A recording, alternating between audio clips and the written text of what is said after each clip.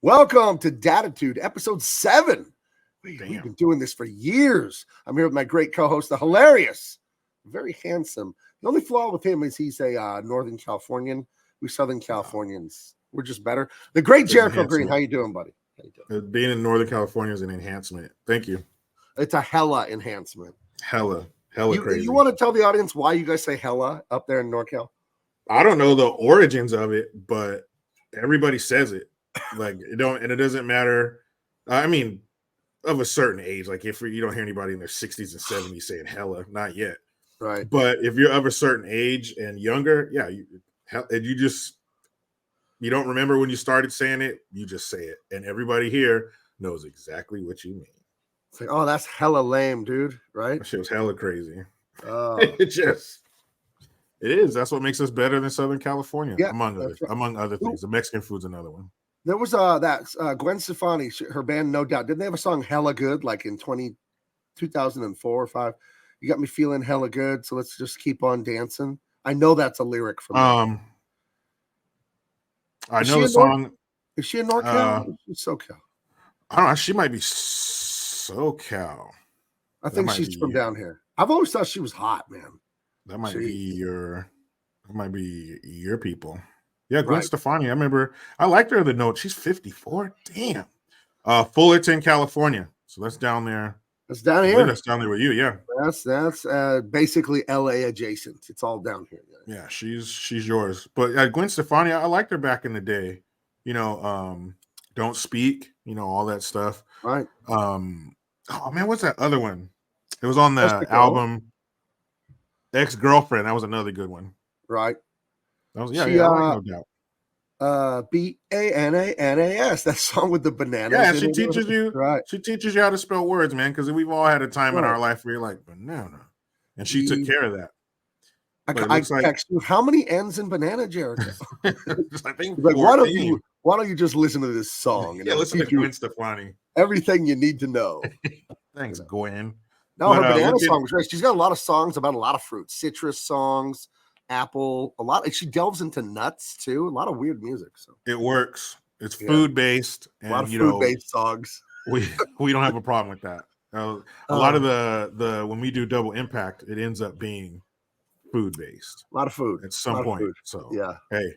Yeah. If we get fat, if we get real fat, we could change the name of the show to Double Chin Impact or something like that. Double Chin Pact. I mean, if it were possible, like say in an alternate dimension, eating unhealthy was healthy, right? I'd be on my 600-pound life forever. Forever. Because this food, just this country, I don't even need to leave this country. If I just kept it domestic, the food in this country is amazing, ridiculous. Yeah, you can have anything you want that you love. If you live in a normal to big city, you can have anything you want in 15 minutes from your house. Any culture, any style, anything. It's there for you to just indulge yourself like some kind of animal. Everything. My mom, she used to live in Clovis, California. So it's on the far side from where I am. It's on the far side of Fresno. And it's, I don't know, it's probably 50, 60,000 people. Let me look at it. All right. Population of Clovis, California. So there are over 100,000 people. Oh wow. That place right there, if you just stayed in it, like you said, a medium to big city just like that, the food, the strip malls, the Everything. Japanese places, the Chinese places, the Indian places, the Mexican places, the burgers, the fries. They even have a Slater's 50/50 burger there. Ooh. Now, for those of you that So don't know, Slater's 50/50, I believe, is a San Diego place. I believe the original one is down here at Liberty Station, which used to be barracks and stuff for the Navy or the Army. Navy, I think. And now it's like there's a cool apartments, hipster apartments and restaurants. And Slater's 50/50 is a burger place where they're known for a patty that is half ground beef, half ground bacon. So there you go. I've only eaten there about 3 times. It's pretty dang good. yeah, so you know, just staying in this country, you could eat yourself to death. That's right. That's right. Love American problems. That's those right. American problems. That's right. You know, we just got to salute.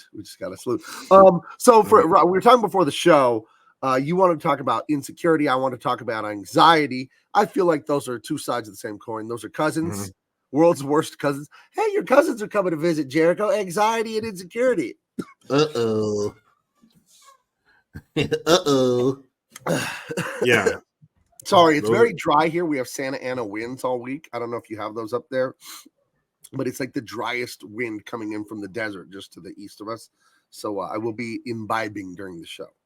But anxiety and insecurity. I think men are supposed to be bold and be daring and brave.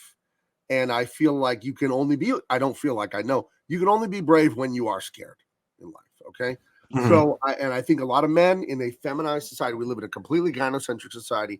Women have primacy in everything. It's what a woman wants, what a woman thinks. That is the most important thing in our society because everything's fucking upside down like that. And it shouldn't be that way. Let me make that clear. Men should lead. And the only way for men to lead is to be bold and daring and know you're going to get punched in the face by life. You are going to lose. You are going to fail. You are going to get knocked down. You are going to get bloody, all metaphorically.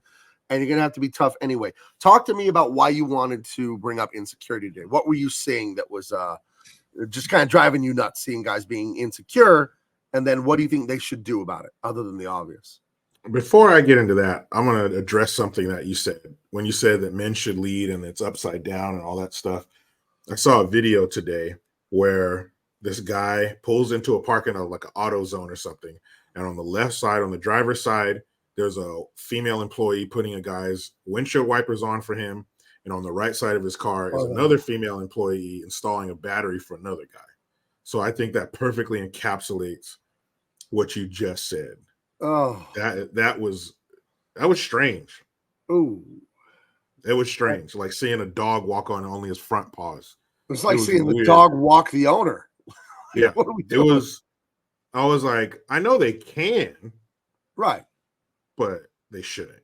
Can you imagine? You're driving with your wife and kids, the tire blows up, you pull over to the side of the road and you wait, and your wife gets out and jacks the car up, takes the tire off, you slide the tire under the frame, guys. That's your safety move.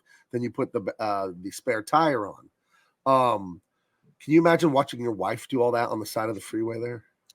If that happened, I would hope that my children would get out of the car and then together push me into traffic. Because what purpose am I looking at TikToks while your wife is changing tires? What purpose am I serving? What am I there for? Right. That's Christmas Story, the classic scene. The tire blows out. He gets out with his dad on the side of the road, and they change the tire. I've changed many a tire. I've been called by my daughter to come and change a tire. I've showed my kids how. They're both adult children, but I've showed them. I've been called by my wife who was on the side of the freeway, and I rushed over and changed the tire. Yeah. I don't want my wife on the side of the freeway. I told her to get up the embankment, get away from the cars, leave the car with the hazards. I'll change the tire. It's fine. So, yeah. That's what we do. Ugh, disgusting. So insecurity in men. Let's just go in order here. What's it look like? Where does it start? Why do you think they're that way? What are examples of them being insecure? And then how do we cure it from? Because there might be guys watching this that we all feel insecurity in life, but you don't give into it. You and I overcome it all the time. We were raised correctly about this. But the guy out there that's watching this video right now, he can feel the right thing and he wants to do it, but he's so scared. How did he end up this way? Help him understand. How did he end up this way? And how does he overcome this? What's it look like? I hate to oversimplify things if that's even possible. But I love the analogy of someone holding 10 balloons by strings, because all of those strings from all those balloons lead back to one hand, one thing. Right. Somehow or another, their dad failed them. Their dad didn't give them the confidence, the self-esteem that they needed, the backbone that they needed to trust. Maybe they didn't give them, maybe they didn't help. They have trust issues or something like that, because I've seen guys that I know where their woman will go out and they'll be blowing her phone up. Where's this? When are you coming back? What are you doing? Man, when my wife tells me she's going somewhere with her friends, go. And it's not like, oh, thank God she's gone. It's just, yeah, go. You got friends. You want to go out and be with your girls and talk your shit or whatever you want to do. They want to go to the Cheesecake Factory and, talk it out. Yeah, they want to laugh and talk it out at a high pitch, and a fast rate of speed. That's fine. Go have your fun. I'll see you when you get back. But they're just their phone. Bzz, bzz, bzz. I'm like, what? It's crazy. Or I even know somebody who will go with his wife. Nope. What? No offense. An unending list of places I'd rather be than with my wife, her sisters, and their friends and their girlfriends. Thank you. That's not our speed. That's not our department. It's foreign to us. We don't communicate that way with each other. They do. Go ahead. Have your fun. And it's trust. I don't think she's going to do anything. And if she did, I'll find out about it. And then we'll cross that bridge when we get to it. But to just imagine being so untrustworthy of your wife that you're constantly calling her and checking on her like she's not where she says she's going to be. Or if they're watching the kids, where's this? Where's that? I hate that.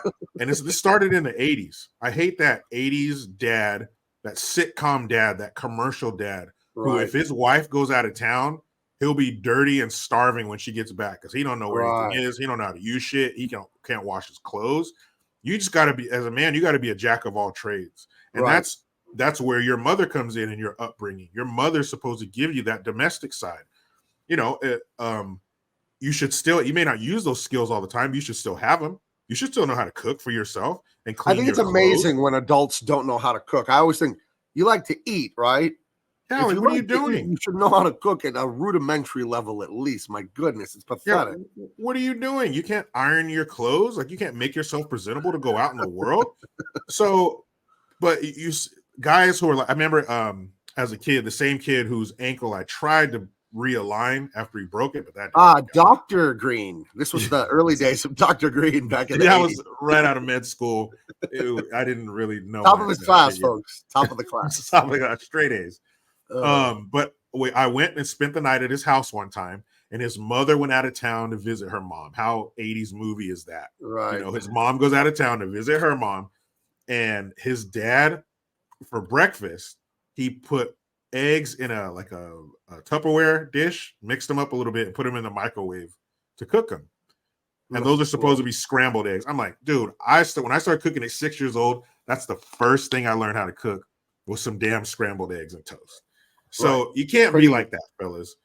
And you can't be so insecure that you're constantly checking up on your woman, or you're with her, you're going with her everywhere. There has to be some kind of abandonment issues as a child. But your father failed you. He didn't give you the confidence to be by yourself. Why do you need to be up under somebody all the time? It speaks to a lack of confidence and a lack of one's own identity. And I think you hit the nail on the head there. This show is called Daditude because what I believe, and I think you agree, we've spoken about it, like those balloon strings. What a beautiful metaphor you gave us. Everything going back to one cause, the one cause of all of society's problems, every problem you could think of, including political, monetary, warfare, all of it, the debauchery. Fathers. It's a lack of good fathers. Fathers give you morality, religion, character, resilience. That's where it comes from. There's studies that prove it. And we see the results of people that grow up in households without fathers.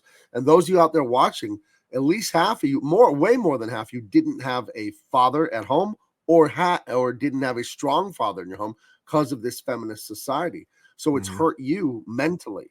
So you don't have the confidence, you don't have the resolve and all the things you should have. But the good news is you can. You can just make the choice. And I think this, when you're unconfident, when you're this insecure guy, one thing I've realized about people who nobody likes them. Do you know why nobody likes them? I figured this out after years of wondering. Nobody likes you, person that thinks nobody likes you, because you don't like yourself. And I will treat you the way you tell me to treat you on that subconscious body language level. Chris Rock had this great bit about women dressing like hoes and then being mad they got treated like hoes. And something in the bit, he said something like, "Oh, if you dress up like a police officer and tell people, hey, stop," they'll listen to you because they think you're a cop. Yeah. So if you hate yourself, you're going to tell everyone that you suck and they should hate you too. So until you, and this isn't that Oprah bullshit where love yourself. I'm saying love yourself to be responsible, to be brave, to be hardworking. That's what really loving yourself is. Loving yourself isn't indulging yourself with pornography and video games and endless pleasure. That's, that's just soothing the problem with like a drug addiction or a video game addiction. Selfish. The real way that you love yourself is to understand you need to be responsible for your own needs, right? So you get up, you brush your teeth, you make your bed, you work fucking hard at your job, you make some money, you learn to be disciplined, you learn to be respectful, you improve, you make yourself the best man you can be, the best man in your bloodline, and you'll like yourself and it'll just glow right off of you. I'll let you go in a second here, Jericho, but Guy Fieri, I love him. And you can tell that man has a great father and a great mother and a great upbringing because he likes himself in the good, pure way. And he likes everyone he ever meets at every little hole-in-the-wall restaurant, and he just gives it off. And you can't help but like someone like that. So if you want to be liked and lose some of this insecurity, you need to learn to like yourself. And you're going to like yourself and think you're worth it when you do the work. I believe that completely. Yeah, 1,000%, man. And if you're a man out there, you're already grown. Maybe you don't have your dad, or maybe he wasn't a good one, so he's not useful in this situation. You know, if you know somebody who is, pick their brain, talk to them, spend time with them, learn. That's the cool thing about humans. We can always learn. So just be around that person, talk to that person, find out how they do it. Like you said before, find somebody who's really good at something and then find out how they did it and then do that. Carbon copy that, and you should be good to go. So definitely. Right. And when you mentioned the damage that feminism does to society and to men and to everybody, really. Right. I thought of this story, and this is the ultimate example of one example of a shitty dad. And it's not coming home with liquor on your breath and punching everybody in the house. Little lipstick on the collar. You lost all the money at the dog race track. A shitty dad has many costumes. And this one is, it comes in lots of forms: abuse, a loser, whatever. Right. This dude, and I think I might have told you this before, but to our audience on Daditude, this guy I used to work with, and he ended up being a bitch anyway. Like he even sat like a woman. He sat like Justin. He crossed his legs like Justin Trudeau. Yeah, or puts his knees together like he's wearing a skirt and he doesn't want you to see his white underwear. Like, are you kidding me? I don't care if I'm taking a picture. I don't put my knees together. Sorry. So his parents got divorced when he was like 14 and his brother was like 15 or something. So right in the adolescence, right when you're right in the heart. when you're in your adolescence, when you're 13, 14, 15, it's like a man who's turning into a werewolf and you hit pause right in the middle. Like, you're not human, you're not wolf, you're just this fucking weird blob that you don't understand yet. His parents got divorced, his mom moves out. The dad, when he would come to visit his dad on the weekend, his dad would he'd be sitting down on the couch or something. His dad would be like sitting on the floor at his feet crying.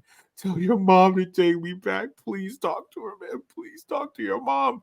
Like, crying.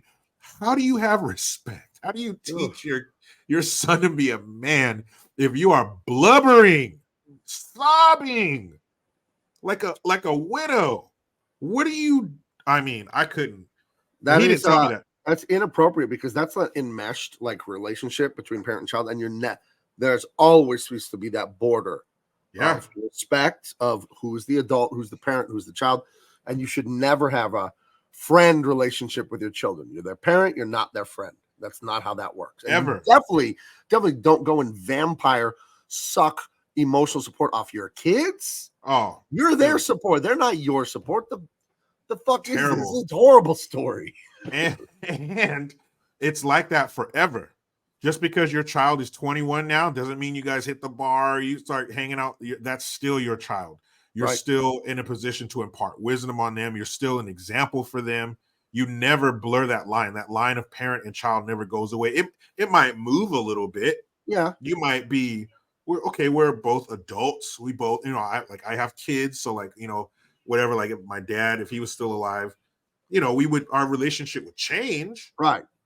A little bit, but that line will the dynamic is still the same. Some of the topics change. My son, he's an adult now, and I talk to him about his dating and romantic relationships and tell him, hey, you're early 20s now. Start looking for a wife. Don't be looking for this floozy and that floozy of the week. And he agrees with me. He's looking for a wife now because why wait? But even in his 20s, you're still guiding him. You're still giving him wisdom. You're still telling him, hey, son, I've been where you're going. You need to do this, you need to do that. You're never buddies. You're never homies. We're not friends. We're not equals. That's weird. And it's like those parents who, hey, I don't care if my kid drinks alcohol or smokes weed or whatever, as long as they do it at home so I can keep an eye on them. That can never be condoned. You don't do that. No, it's terrible. It's almost adversarial in a way. Like, I'm the parent, you're the child. I'm the warden, you're the inmate. We'll never be, that kind of stuff can never be cool. I can never, especially at a young age, let you, yeah, that's cool. Just do it at home in front of me. What? Man. Yeah. Hell no. Jeez. Yeah. And we all knew that kid that the parents were, quote, cool, in high school, and the party would be at their house. I was not a partier. I was a churchgoer. I'm still very much a Christian, but I was in church 3 days a week in high school. And I literally went to one party in high school, once, and I didn't go inside. I went with my brother to pick up a friend who was at the party and needed a ride, and we were outside, and they went in. So I literally, 4 years of high school, never went to a party once. You were party adjacent. I had no desire. I like to play football, lift weights, read, and draw comic books. The same shit I do to this day. I lift weights 4 days a week. I'm 45 years old. I draw and write comic books full-time as a job. And I hang out with my wife, and kids and all that. So yeah, I never became a party animal. It's never been my scene, man. So no, I was never a party animal. I've been to parties like in high school and stuff, but I also was in church. Wednesday night was Bible study, Friday night was choir practice, Sunday service. Sometimes you got two services on Sunday. You went to morning service, and if there was like a revival or something like that, or evening service, like another church would come over and stuff. There'd be like a little concert. So you got to come back for the evening shift. I spent a ton of time in church, but I was never like a party kid or a drinking kid. Like I would go sometimes and stuff, but I was no angel, but I was never like the party guy, which I'm glad. I'm glad I never did that. Yeah. Yeah. Yeah, I'm surprised I didn't, I guess. My mom divorcing my dad and me having, a single mother. She got married a few more times, my mom, but that didn't last. So I'm surprised without a dad there. But I had a strong male influence in my life. I've told you about my grandfather, the World War II veteran, very strong influence on me. And then my football coaches, and then just being in church 3 days a week. It was enough, I think, to fight back a lot of the feminist nonsense, the woke nonsense that started to grow really in the 90s. People think it's woke now, and it's worse than ever woke now. But it started, political correctness became a thing in the 90s. And it mostly got made fun of. People who were politically correct got teased and mocked, but they didn't give up. And here we are now. So yeah, I think we're just in a different gear. In the 90s, we were in like maybe first gear, second gear. Now it's like sixth gear, pedal to the metal, crazy shit. Flying down the country road, headlights off. In the middle of the night. Yeah, your cheeks are like going like this and shit. Like we're 150 miles an hour going downhill. Yeah. Right. Crazy. It's awesome. It's awesome. But you know what? I love it. As a kid, I saw that shit. I noticed that as a kid. I was born in 80. So in the 90s, I was an adolescent. I was 10, 11, 12, whatever, all the way through my teens. And I noticed that. That Al Bundy, Homer Simpson, you're just a dumb who makes a check and brings it home. You don't know shit. You're stupid. The kids, they kick you in your ass when you go down the hallway. No respect. I saw that. And I was just like, that's weird. That's not right. I was in middle school from 90 to 92. And I remember I was at my grandma's one summer in middle school those years. And she turned to me. We were like, the TV was just on. It was the evening. She turned to me and says, "This is why I hate TV. The parents are stupid and don't know anything, and the kids know everything." It was just like whatever had been on the TV. I don't know if it was Married with Children or something. Like, we weren't allowed to watch that in our house anyway. That was like, my mom saw one episode and like, nope, we're never seeing that. So I'm glad I was safe from a lot of that filth. So my mom's, the one she hated was Bart Simpson. She said, "I don't like you watching that badass little boy." I'm like, "Mom, do you think I'm gonna watch Bart Simpson and then start talking to you like that?" You turned to your mom and said, "Eat my shorts." I'd be eating my shorts with an ass whooping. At one end, I'm eating my shorts, and at the other end, my mom's tearing my ass up. Then maybe she'll leave something for my dad to clean up when he gets home. Like, no, I laughed at that. I was like, "Mom, there's no way that I'm going to look at Bart Simpson and go, yeah, I can talk to my parents like that." It's like, I can see it. I can pull that off. No. Ain't no way. But because, again, the dad, in your life, the coaches, your grandpa, the father figure, church. In my life, I had my dad, and my dad was, that's why I was able to look at that and see it as being wrong, and seeing it as, I know that's bullshit. I know that dads aren't like that. I know that my dad isn't an idiot who can't do anything without my mom. And I certainly don't shoulder check my dad in the hallway and, give me, "You're so dumb, Dad. You're dumb. You don't get it." Never. Those words would never cross my lips inside my parents' house. But yeah, it started back then, and it started to get revved up, and it was TV. It was the commercials. It was mom standing there in the kitchen. Honey, it was everywhere. And now we're just balls to the wall with it. Just buffoonery. Yeah. And it's like, it was really funny, but I look at how subversive it is, like Malcolm in the Middle, the Breaking Bad guy. Think of what a buffoon that father was on that show. Like an absolute, I mean, was he even human? He had like the intelligence of a hamster. Idiot, yeah. And they play it for laughs. But it's like, I don't know, men kind of invented everything, and every genius in world history is a man. I'll just say, there are no female geniuses. Name one. Who's the female Einstein? Who's the female Beethoven? They don't exist. They don't exist, literally. So to denigrate men, of course, it's satanic. It's the devil. It's always a perversion and an opposite of reality. Evil's always the backwards version of reality. So last thoughts on insecurity. We're going to end this one here. We don't want to go too long, but last thoughts on insecurity. What should a guy do, Jericho? He knows what's right. He sees it out there, and he's mediocre. He's in a dead-end job. He has no girl, no woman, no wife, or he's dating a woman he just doesn't like, but it's all he thinks he can get. What can he do to start the road to feeling secure and confident? What can he do to at least start? You need to fill your mind with platforms like this. You need to surround yourself with men you want to be like.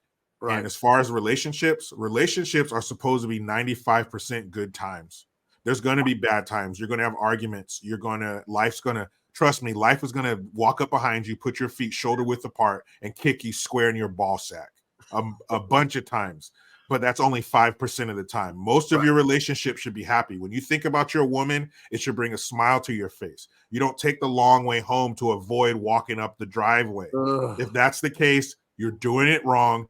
Fix that woman and fix yourself so you don't pick another one. But women are not, they're not supposed to be a struggle. They're not supposed to be an adversary. Your wife is supposed to bring peace. You are supposed to want to walk through your front door. And if you don't, you better fix that shit, because if you don't fix it, that's your fault. Right. And I'll say this would be my advice for the insecure man. It starts with you focusing on you and not in the selfish, hedonistic Oprah Winfrey way of loving oneself and your truth. Focus on the responsibility of being a hardworking, determined, resolute man all day, every day. You're making choices. There's a fork in the road every 5 minutes in life. You pick the wrong path, you're going to destroy yourself. So every day you're like, I got to wake up. I got to pray. I got to lift weights. I got to work hard. If the job isn't good enough, I got to get a better education or better job skills or whatever. But you're always improving your mind, body, and spirit all day, all day, all day. Make yourself the best man you can be and never, ever quit till the day you die. The better man you are, the better woman you'll attract. And the woman you choose to be your wife, that is the most important decision you're ever going to make in your life. There's a Bible verse that says, a godly woman builds up her home. A foolish woman tears it down with her own hands. Marry a dumb woman. Settle for a skank, a whore, a liar, a crazy woman. Settle for a crappy woman, and you will get exactly what you think you'll get. You will get divorced. You will get ruined. She'll take the kids. She'll destroy your life. She'll destroy your life if you pick a bad woman. But if you're a great man, you won't have to settle. That's where I'd be. So work on yourself all day, every day. Work on yourself. Yes, sir. All right. I think that's good for insecurity. All right. We'll talk to you guys there. Make sure you hit the subscribe. Check out Jericho's channel. The links are in the description. We'll talk to you later. Bye-bye.